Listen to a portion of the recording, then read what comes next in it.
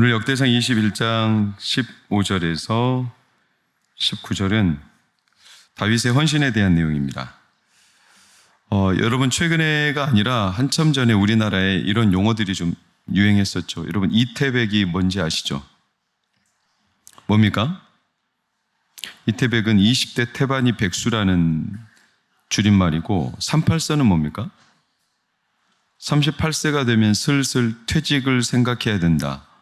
사오정은 45세가 정년이다.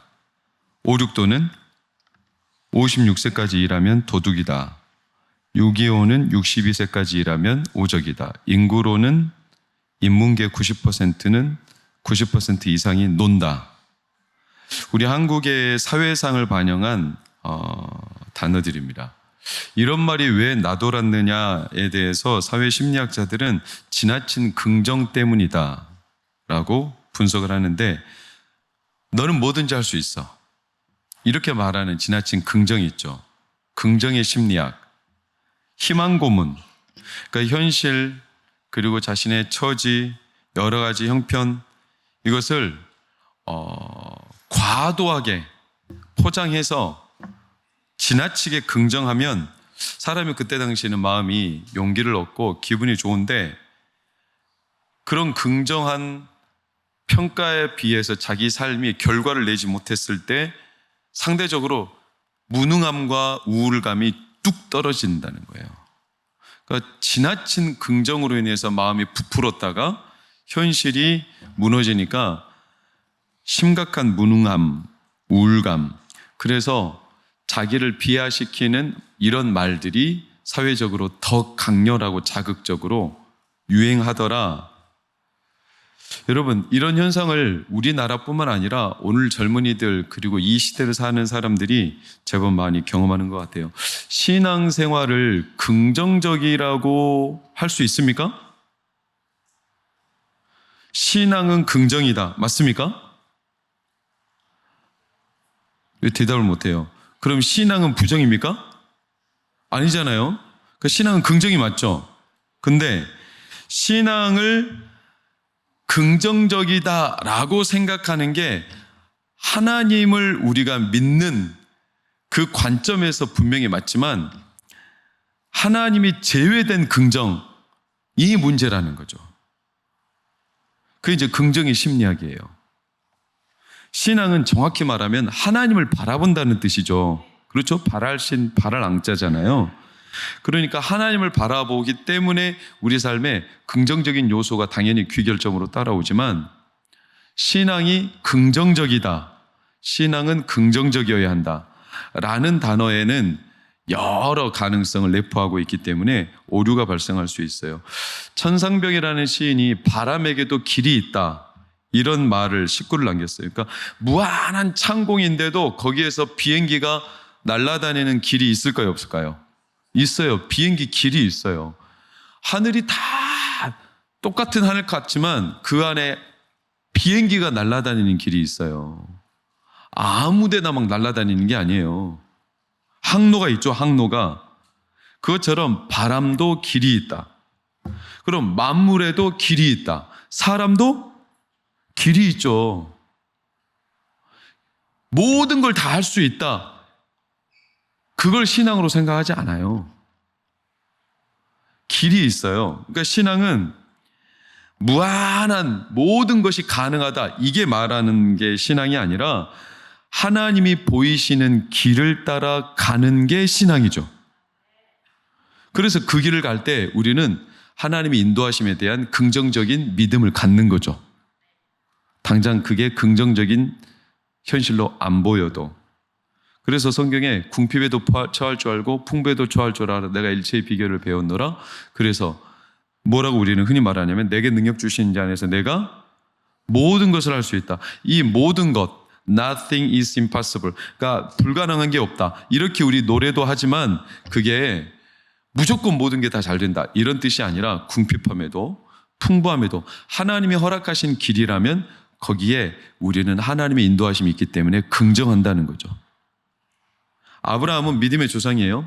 아브라함이 믿음의 길을 따라갔죠. 보여주시는 대로 갔지 하나님을 믿는다고 지 마음대로 안 갔어요. 모든 게 다 긍정이라면서 분명히 보여주시는 길로 갔죠. 신명기 12장에도 보면 예배를 우리가 아무 데서나 드릴 수 있어요, 없어요? 아무 데나 드릴 수 있어요. 그러나 신명기 12장에는 예배할 처소를 정확하게 지목해놨어요. 왜냐하면 우리는 아무 데서나 예배할 수 있는 무한한 긍정의 여건이라도 사람이 아무 데서나 예배를 하면 진심이 사라지는 경우가 많아요. 그래서 예배할 때는 우리가 시간도 장소도 공간도 항상 우리가 제한을 하죠. 왜? 거기에서 우리는 집중적으로 예배하는 우리의 유한함 때문에 그래요. 우리는 무한한 존재가 아니니까. 다윗이 존경받는 이유가 뭐냐면 갈 때와 멈출 때를 알아요. 그러니까 성경이 가라는 곳, 성경이 멈추라는 곳, 무한히 긍정한 게 아니었어요. 다윗은 길이 있었어요. 근데 그 길이 벗어나거나 그 선을 넘었을 때 다윗은 하나님 앞에 저지당했죠. 대표적인 게 밧세바. 제가 이전에 이미 설교했기 때문에 그냥 짧게 말씀드리면 밧세바를 범했을 때의 죄는 간음죄 맞아요. 살인죄 맞아요. 그러나 가장 큰 죄는 시편 51편에 내가 주께만 범죄했다. 이 구절에 가장 선명히 주께만 하나님께 내가 범죄했다. 다윗이 밧세바를 범하게 된 근본적인 이유는 뭐냐? 밧세바를 자기의 탐닉의 대상으로 여겼다는 거죠. 전에는 하나님의 양, 함부로 할 수 없는 나는 목자, 그러니까 하나님이 맡겨주신 양떼, 이 양떼를 하나님의 관점으로 바라보던 다윗이 오늘날 자기가 하나님 자리에 올라가지고 밧세바가 하나님의 양이 아니라 자기의 소유물처럼 여겨진 거, 선을 넘은 거예요. 그때 범죄가 일어난 거죠. 모든 범죄는 그러니까 우리가 멈춰야 될 선에서 멈추지 못할 때 발생하는 거 아닙니까? 오늘 본문의 배경도 지난주에 이어지지만 인구조사 때문이죠. 그렇죠? 인구조사를 왜 했죠? 성경에 인구조사 많아요. 민수기에도 있고 에스라에도 있고. 인구조사라는 게 잘못된 게 아니에요. 근데 다윗의 인구조사는 왜 문제였냐면 하나님의 자리를 침범했기 때문에 문제예요. 자기가 누리고 자기가 이룩한 결과물처럼 백성들의 수를 헤아린 거죠. 아, 내가 이룩한 이 백성의 수많은 수를 헤아려 보자. 자기가 그렇게 했다는 거죠. 하나님이 그렇게 이루신 게 아니라. 그 선이 넘어지니까 결국 죄가 된 거죠. 그래서 다윗이 정신을 차렸을 때는 이미 선을 넘었어. 그래서 다윗이 유명한 기도를 내가 하나님의 손에 빠지기를 원합니다. 내가 다시 하나님의 주권을 인정합니다. 이렇게 기도했던 것을 우리는 익히 들었어요. 그때 결과가 14절을 보면 7만 명이 죽었어요. 여러분 7만 명으로 죽을 거라고 하나님이 예고했어요? 안 했어요? 안 했어요. 근데 왜 7만 명일까요? 사흘 동안 전염병이 발생할 거라고 하나님 예고하셨지 7만 명이 죽을 거라고 안 했어요. 근데 왜 7만 명일까요? 생각해 보셨어요? 7만이 무슨 숫자의 의미가 있을까요? 여러분 7만 명이 죽을 거라고 예고하신 적이 없어요. 원래요 더 죽었어야 돼요. 더 죽을 뻔했어요. 오늘 15절을 보시면 하나님이 예루살렘을 어떻게? 멸해버리려고 했어요. 아예 천사를 보냈어요. 그래가지고 천사가 칼을 빼들었어요. 근데 하나님이 두 번째 여호와께서 뭐 하시고? 보시고 이 재앙 내림을 뉘우치셨대요. 그래가지고 멈췄어요. 원래 7만 명이 아니라 더 많이 죽어야 돼. 근데 멈췄어. 보시고 뭐를 보시고? 천사가 칼을 빼들어 예루살렘을 치려고 하실 때 하나님이 보셨어요. 뭘 보셨을까요? 지금 나 혼자만 얘기하는데 16절 17절을 봐볼까요? 여기에 답이 나와요. 16절 17절 시작. 다윗이 눈을 들어보매 여호와의 천사가 천지 사이에 섰고 칼을 빼어 손에 들고 예루살렘을 향하여 편지라. 다윗이 장로들과 더불어 굵은 배를 입고 얼굴을 땅에 대고 엎드려 17절 하나님께 아뢰되 명령하여 백성을 계수하게 한 자가 내가 아니니까 범죄하고 악을 행한 자는 곧 나이니이다. 이걸 본 거예요. 그러니까 다윗도 본 거예요. 천사가 칼을 빼어 예루살렘을 치려고 하는데 이때 다윗이 자신의 신하들 또 장로님들과 함께 베옷을 입고 땅에 엎드려 구하면서, 아니 인구조사를 한 것은 전데 왜 예루살렘 백성을 죽이고 멸망하려 하십니까?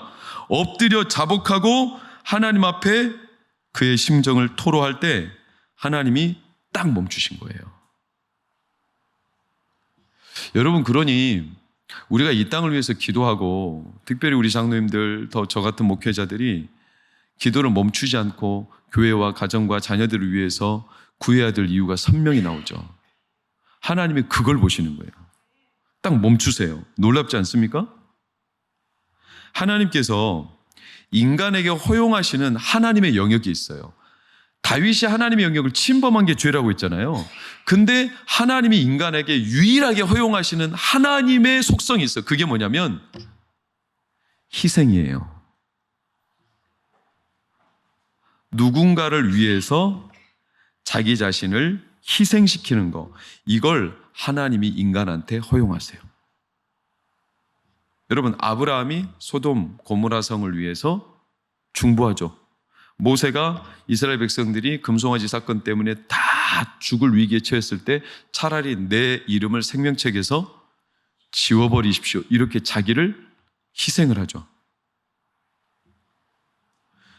12지파 가운데 한 조상인 유다는 아버지 야곱이 베냐민을 데리고 갈 때 죽을 거라는 두려움에 휩싸였을 때 유다는 내가 이 자녀를 내 목숨을 대신하여 반드시 살리겠습니다, 이렇게 자기를 희생하죠.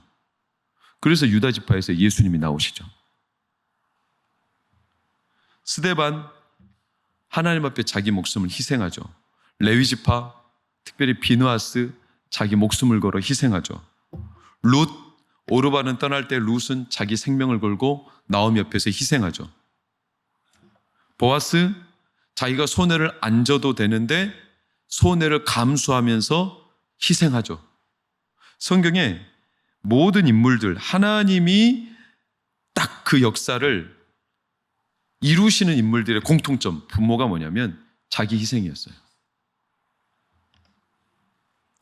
우리가 선을 침범하는 것은 대부분 자기 유익을 구하기 때문에 그래요. 그래서 우리가 선악과를 따먹은 아담과 하와를 생각해 보면 자기 유익, 자기가 하나님처럼 되고 싶어서 선을 침범하죠. 누군가를 자기를 희생하려는 게 아니에요. 가나안의 조상인 함, 노아의 세 아들 중에 셈, 함, 야벳. 함은 누구의 영역을 침범하죠? 아비의 영역을 침범하죠. 그게 자기를 희생하려고 한 게 아니죠. 자기 유익을 구한 거죠. 자기가 볼거리, 재밌거리 즐기려고. 아론과 미리암, 모세를 대적하죠. 그렇죠? 그때 문둥병 걸리죠, 미리암이. 그러면 모세를 대적한 아론과 미리암이 자기를 희생하며 모세를 중보한 건가요? 아니죠. 자기들을 드러내고 싶었던 거죠. 그러니까 선을 침범하는 근본적인 이유는 다 자기 유익을 위한 거예요. 근데 희생은 자기 유익을 구하지 않죠. 그래서 이걸 하나님은 허용하시죠. 희생은 하나님의 뜻을 이루죠. 그러니까 하나님과 딱 닮았어요, 희생이. 그래서 다윗이 그 17절을 다시 한번 보면, 나와 내 아버지의 집을 치시고 주의 백성에게 재앙을 내리지 마옵소서. 그러니까 하나님의 선을 침범한 게 아니라 하나님의 영역을 인정하며 내가 그 모든 죄값을 치러야 될 사람임을 하나님 앞에 자기 희생적으로 구할 때 하나님이 그걸 보시고 멈추신 거예요. 여러분, 이 다윗의 희생이 진정성 있는 희생인가를 보려면 그 이후의 사건이 분명히 드러나요. 15절을 보면 그때 당시 천사가 요 오르난, 다른 이름으로는 아리우나의 타작마당에 서 있었습니다. 그리고 18절, 제단을 쌓겠다고 다윗이 그곳에 하나님 앞에 자기의 희생의 제물을 드리려 합니다. 20절, 그랬더니 오르난과 그 아들들이 밀을 타작하다가 천사가 있는 걸 보고 깜짝 놀라고, 그래가지고 숨어 있다가 다윗이 오니까 얼른 나가서 다윗을 경배하고 엎드려서 왕에게 머리를 조아리면서 다윗에게 인사를 했더니 다윗이 뭐라고 하냐면 23절, 오르난에게 이르되 이 타작하는 것을 내게 넘기라. 그 다음 시작. 상당한 값으로 내기는, 그러니까 팔라는 거죠. 상당한 값으로. 그랬더니 오르난이 어떻게 했을까요? 23절 볼까요? 오르난이 다윗에게 말하되 왕은 취하소서, 내 주 왕께서 좋게 여기신 대로 행하소서. 보소서, 내가 이것들을 어떻게 드리겠습니다. 그 아래 빨간색 시작. 다윗이 다 상당한 값으로 산다고 하니까 오르난은 어떻게 하겠다? 다 그냥 드리겠다, 제공하겠다. 왜냐? 당신은 왕이고 당신이 하나님 앞에 번제와 희생제를 드린다는데 나는 이걸 아낌없이 드리겠다. 이런 스토리예요. 여부스라는 족속, 여부스 사람 오르난. 여부스는 다윗의 입장에서는 그렇게 편한 관계는 아니에요. 다윗이 다윗성으로 올라갈 때 가장 쌍수를 들고 반대했던 족속이 있었는데 그 이름이 여부스예요. 그래서 여부스 족속은 다윗의 입장에서는 은혜를 베풀기도 아까운, 어떻게 보면 물깃는 노예들인데, 이 여부스 사람에게서 상당한 값으로 산다는 것도 대단한 거지만 사실은 그냥 사도 돼요. 왜? 그동안 살려준 것도 큰 은혜거든요. 참고로 역대상 11장 4절 5절을 보면 다윗이 성으로 올라갈 때 5절 여부스 원주민이 다윗에게 이르기를 내가 이리로 들어오지 못하리라 하니 다윗이 시온 산성을 빼앗았으니 이는 다윗성이라. 그러니까 여부스 사람이 다윗을 그렇게 반대했어요. 그래가지고 이때 당시 다윗의 신하들이 여부스 사람을 많이 칩니다. 그래서 다윗성을 빼앗은 거죠. 그때부터 여부스는 아무 힘도 쪽도 못 쓰고 그냥 다윗 밑에서 늘 눈치만 보며 다윗의 은혜만 구하며 살아야 되는 족속들인데, 그렇다면 얼마든지 그냥 다윗이 은혜와 덕을 베풀며 오르난의 타작마당을 그냥 받아도 무방해요. 그리고 다윗이 자기 유익을 구하는 일이 아니잖아요. 이게 자기 백성들에게 내려지는 재앙을 멈추고 희생의 제물을 드리겠다, 이런 목적으로 오르난의 타작마당을 구했는데 다윗은 공짜로 구하지 않았어요. 그리고 24절 25절을 보면 그 상당한 값으로 얼마를 냈죠? 금 600세겔을 냈어요. 금 600세겔이면 오늘날 환산했을 때 36억 정도 돼요. 아, 다윗이 왕이니까 돈이 좀 있으니까 그 정도는 하겠네, 그렇게 생각할지 모르지만 그 다음 사진 한번 봐볼까요? 오르난의 타작마당이 이렇게 생겼어요. 여러분 36억 가지고 투자하시겠어요? 그냥 흔하디흔한 밀 타작마당을 36억이나 주고. 다윗이 왜 600세겔을 줬는지 그 수치에 대한 의미는 그렇게 중요하지 않아요. 그러나 중요한 건 다윗이 할 수 있는 최고의 값을 지불했어요. 그러니까 자기 희생이 자기 유익을 구하지 않는다는 게 단순히 말로만 아니라 정말로 자기 유익을 구하지 않고 할 수 있는 모든 걸 다 들여서 전혀 그 사람에게 그냥 받아도 무방한데 그 값을 다 치렀다. 그랬더니 놀라운 결과가 26, 27절에 나오죠. 시작. 다윗이 거기서 여호와를 위하여 제단을 쌓고 번제와 화목제를 드려 여호와께 아뢰었더니 여호와께서 하늘에서부터 번제단 위에 불을 내려 응답하시고 여호와께서 천사를 명령하심에 그가 칼을 칼집에 꽂았더라.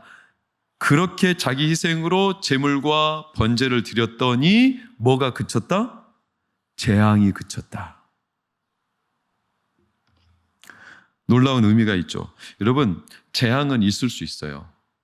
삶에 어려움이 있을 수 있어요. 그런데 재앙이 그치는 건 아무나 하지 못해요. 재앙이 그치는 건 결국에 자기 희생의 결단을 통해서 이루어질 수 있어요. 다윗은 그것을 몸소 우리에게 오늘 말씀을 통해 보여줬어요. 그리고 그 오르난의 타작마당에 나중에 뭐가 섰냐면 잘 아시죠? 예루살렘 성전이 섰고 그곳에서 상당한 값으로 인류에게 밀어닥칠 재앙을 그쳤어요. 누가? 예수님께서. 그래서 누가복음 23장 41절을 보면 한 강도가 이렇게 말해요. 우리는 우리 이 행한 일에 상당한 값을 당연히 치른다. 강도가 한 말이에요. 그러나 저 사람은 그런 값을 치르지 않아도 되는데 우리는 상당한 값이지만 저 사람은 이 값을 왜 치르는 거냐? 그런데 예수님은 그 오르난의 타작 마당에서 있었던 다윗의 제사처럼 자신의 재물을 상당한 값으로 세상한테 내주어서 결국에는 온 세상이 임할 재앙을 그치셨어요. 이 역사는 지금도 계속되고 있어요. 왜 오르난의 타작마당이었을까? 다윗은 그걸 몰랐을 거예요. 앞으로 이곳에 예수님의 희생이 있을 거라는 거 몰랐을 거예요. 그런데 놀랍게도 하나님은 다윗의 희생을 이후에 1000년 뒤에 일어날 예수님의 희생과 너무 정확한 각도로 맞추셨어요. 하나님의 역사하심은 무한하게 이루어지는 게 아니에요. 모든 곳에서 우리가 할 수 있다 말하지만 그 할 수 있다는 건 하나님의 길이 있어서 할 수 있는 거예요.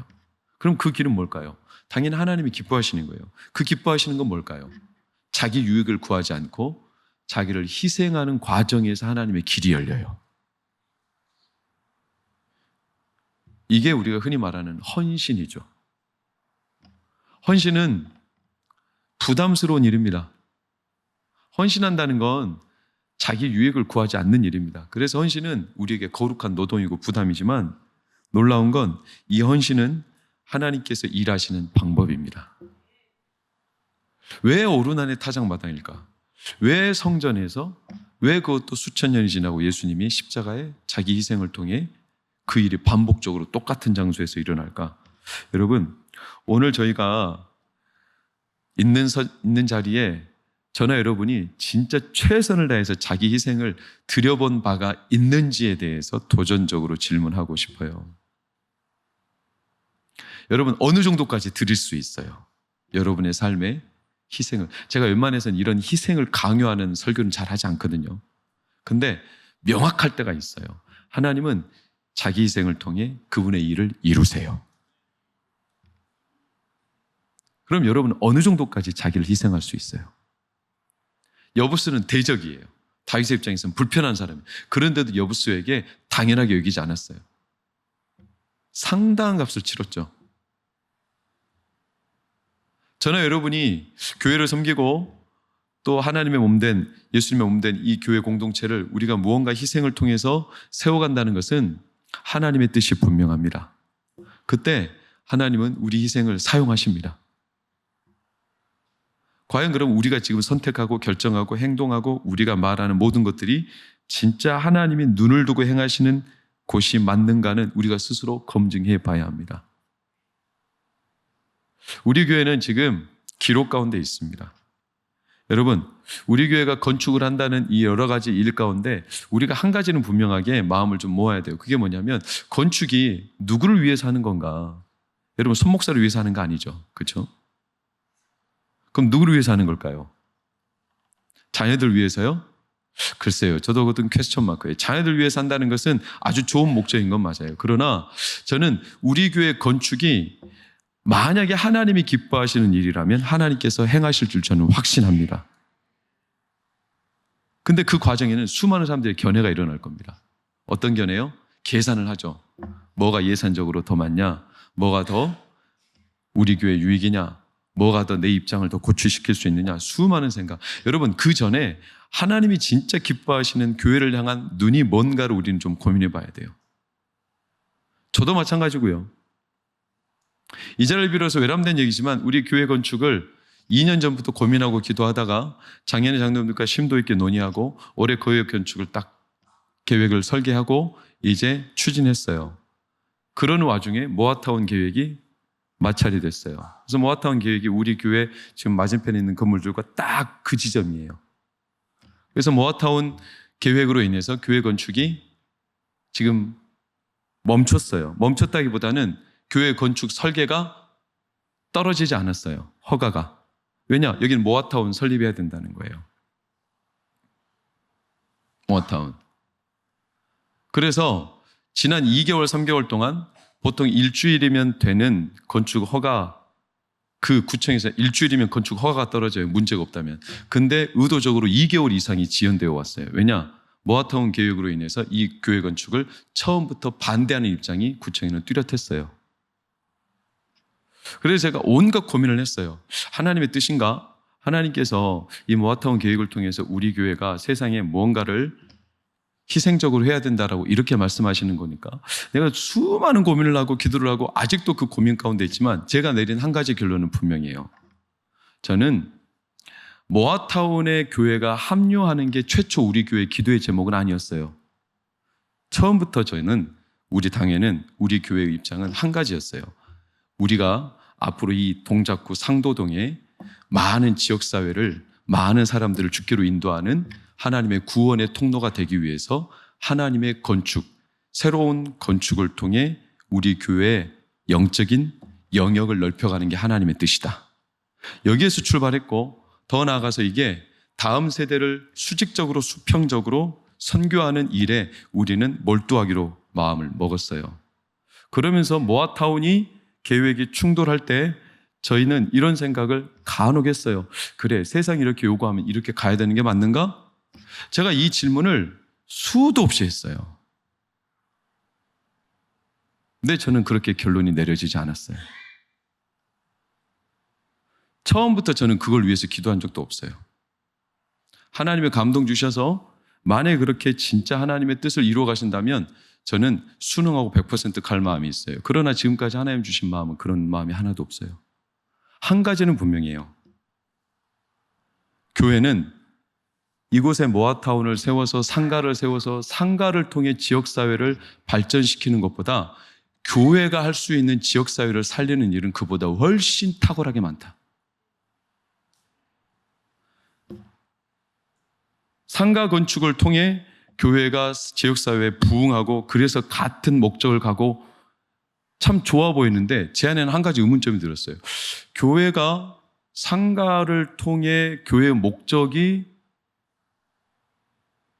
바뀌어질 수 있는 건가? 저는 여기에 의문점이 들었어요. 아니다.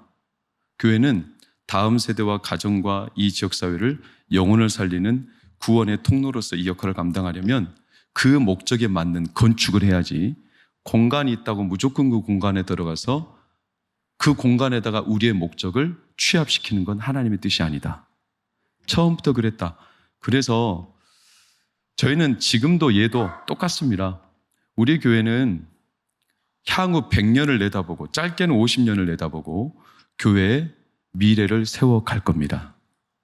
세상에 흘러가는 여러 가지 수단과 방법에 하나님의 뜻이라고 쉽게 동조하지 않고 하나님의 뜻을 묻고 또 물을 겁니다. 여러분, 기도하셔야 합니다. 저는 서울시가 구청이 추진하는 방법들이 잘못됐다고 말하는 게 아닙니다. 그분들의 목적은 그분들의 목적입니다. 그러나 하나님의 목적은 저는 전혀 다르다는 생각을 합니다. 그렇기 때문에 지금은 우리가 심도 있게 하나님 앞에 은혜를 구하고 기도해야 합니다. 하나님의 뜻은 뭔가? 하나님은 과연 우리 교회 건축을 통해 무엇을 이루려 하시는가?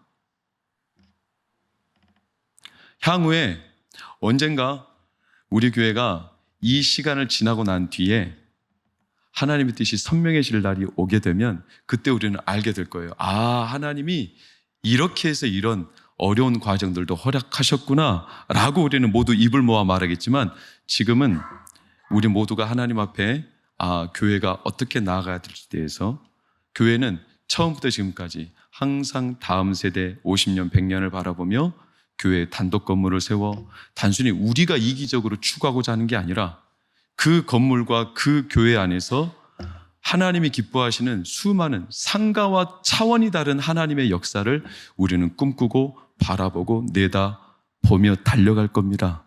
이를 위해서 기도해 주시기를 축복합니다. 이를 위해서 마음을 모아야 합니다. 그때 하나님은 세상과 다른 방법으로 이 지역사회를 축복하실 겁니다. 단순히 세상이 벌이는 일에 함께해서 그들과 화합하는 것, 이것 또한 아주 좋은 모양이지만 그보다 더 탁월한 하나님의 축복이 있을 줄 저는 믿습니다.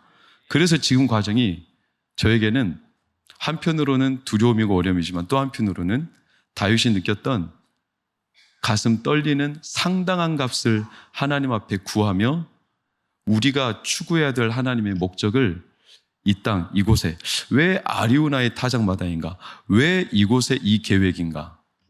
우리는 여기에서 하나님이 이 땅을 향한 새로운 하나님의 계획들을 바라보며, 여러분, 우리 이 자리를 빌어서 공식적으로 여러분들한테 주의 이름으로 부탁합니다. 기도해 주십시오. 기도해 주십시오.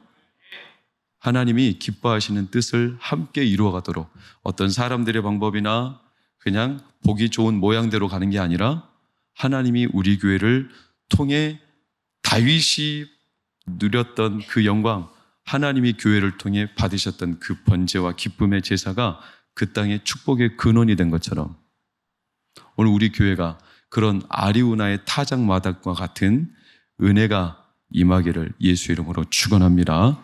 기도하겠습니다. 하나님,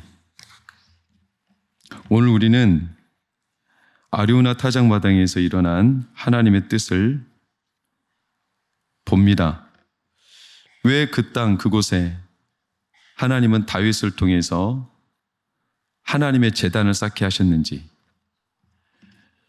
그저 그 땅에서 다윗이 신간편하게 일을 빨리 처리하려고 그리고 자기의 책임을 면피하려고 한 게 아니라 온 세상에 여러 재앙이 더 이상 진행되지 않기를 다윗은 하나님 앞에 진실된 마음으로, 자기 희생적인 마음으로 은혜를 구하며 그곳에 자기와 자신의 아버지의 집을 하나님 앞에 담보로 하나님의 은혜를 구했기에 하나님은 그 땅을 향한 기도를 들으셨고 재앙을 멈추시고 그곳에 성전이 서며 그곳에 예수 그리스도의 은혜의 역사가 온전히 이루어졌습니다.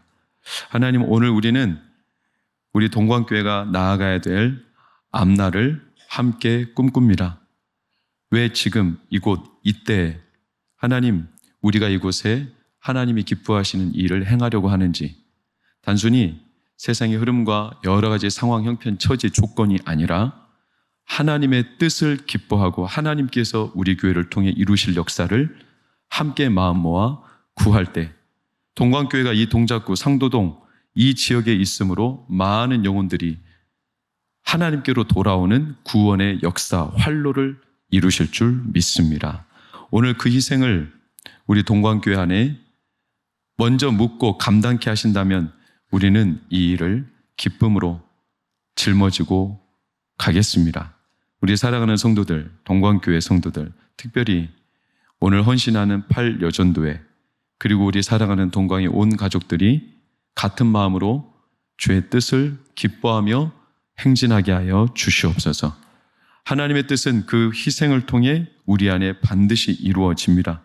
그러니 우리가 오늘 다윗과 같이 이 타작마당에서 하나님의 뜻을 구하며 기도하며 주의 은혜를 외칠 때 주께서 이 땅을 향한 하나님의 큰 역사를 기대하는 심령이 우리 동광교회 모든 성도들의 마음에 깊이 전이 되고 확장되어 가도록 저희들을 다스려 주시옵소서. 예수님 이름으로 기도합니다. 아멘.